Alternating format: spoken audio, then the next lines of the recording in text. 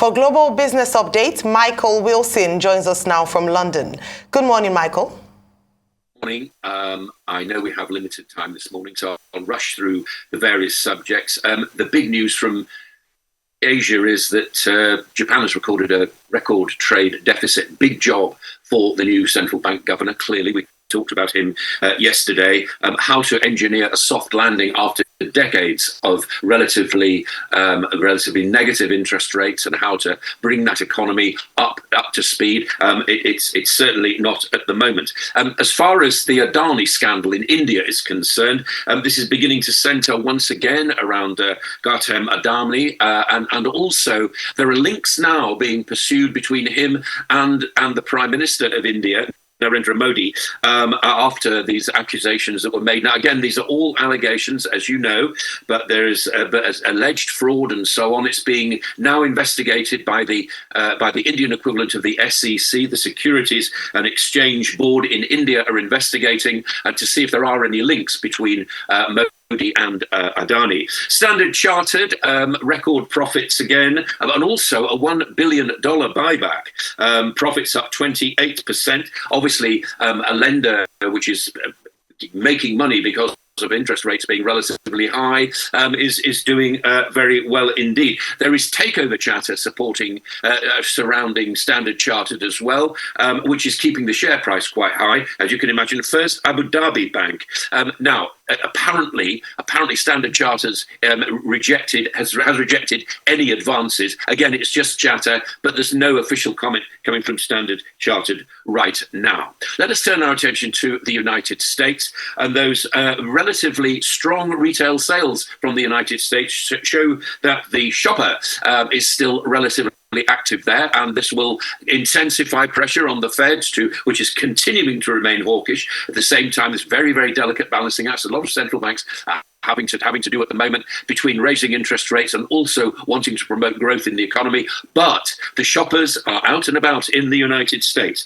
Apple, this is an interesting one. They have asked for a patent which seems to suggest, and it's just adding to the general hype around the company, that it will be making a foldable device which allows touching, sorry about this, but multiple parts of the device, not just the screen. Again, difficult to know exactly what's being planned, but any kind of thing, as far as Apple is concerned, ups the hype on something is brewing anyway, about them and about what they're planning to do.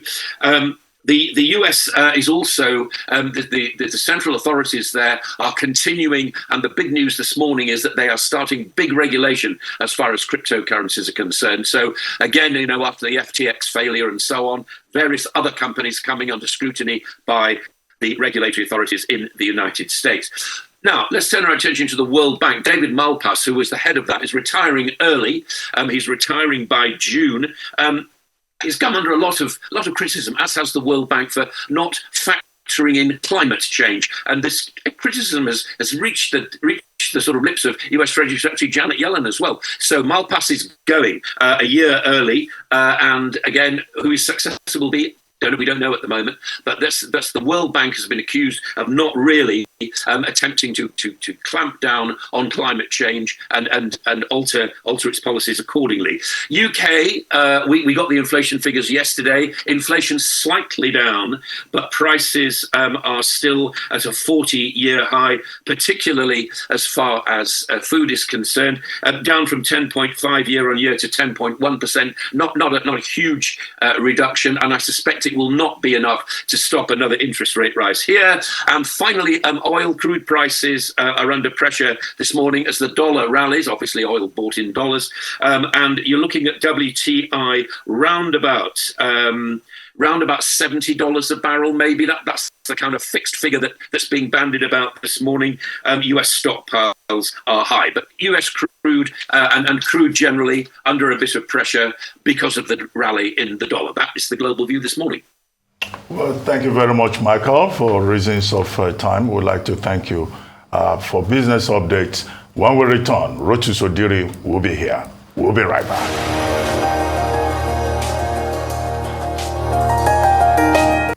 Now for business updates, as we welcome you back to the morning show, Business updates across the African continent is next. And Rotus Odiri joins us. Rotus, good morning. Good morning, Doctor. Good morning, Ayo. Good morning, Rufai. Good morning to all our viewers. Yeah, so start with inflation. As I said yesterday, inflation was going to tick up in January. So you're seeing year-on-year inflation at 21.8% from 21.34. And whereas, again, the fuel, you have to look at what the impact of fuel scarcity was and how that trickled through increasing prices. Core inflation, which strips out more volatile items, that also climbed as well. Food inflation, and this is going to be a theme because we're going to look at Ghana, South Africa in a moment. 24.3%, also 23.7%. We are still seeing elevated pressure on food prices in terms of supply on food to the markets and in terms of availability of food. Food prices are still very, very high. In fact, I think there is a bakery. In fact, we spoke with some folks in the pastry section in bakeries. Here's what they were saying about the Ukraine war, Russia invasion, and what is done for prices for them. Before the start of the conflict in Ukraine, which started in February of last year, flour was going for around 15,000, but today it's at 31,000. That marks an increase of about 136%. This is usually unstable for any business to survive. However, the government has been able to help provide. However, you have to fix your prices to accommodate this increase. And this doesn't only affect flour, it affects sugar, it affects flavors, it affects the price of diesel, it affects the price of electricity. So the cost of production has generally gone up. The Russia-Ukraine war is affecting us presently. However, if we as a people, as a government, had invested better in agriculture by investing in silos, creating better crops, making sure that our farmers are able to produce enough for the country, I see no reason why we would have to be importing wheat, sorghum, corn, maize from countries like Ukraine, Russia in 2023. We should have gone beyond such dependencies. From last year, the price of bread has been high, but we are surviving. Though the quantity has been reduced and many things has been reduced, but we try surviving with it. An average Nigerian household has taken a lot of beating from the war. Of course, we know that between Ukraine and Russia, they produce more than a quarter of the global wheat production. And what that means is that the impact of the war had a direct impact on the price of wheat, which has also had a knock-on effect on the price of bread in the country. We know that an average loaf of bread, if you have to put it in Nigerian currency rate, had moved from about 200 naira a loaf, an average loaf, to about 800 naira.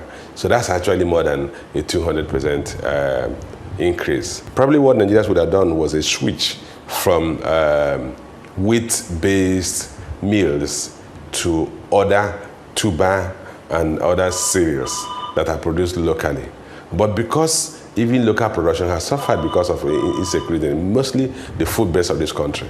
So Nigerians do not have the headroom, there's no headroom for local consumers, Nigerian consumers, to switch to locally produced food items, because those food items are also quite expensive as their production have declined.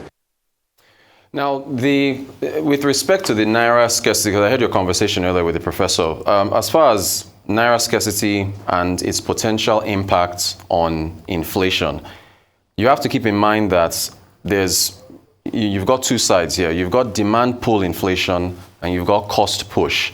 Demand pull inflation is when you've got too much money chasing few goods. So demand literally pulls prices upwards. Then you've got cost push inflation, where you've got structural issues that are impacting the cost of doing business, and those costs push up your cost of goods and so on and services. And that's why we put those bakery folks there who are talking about the impact of the Russia-Ukraine war on wheat prices because of the combined production capacity of Russia and Ukraine on wheat.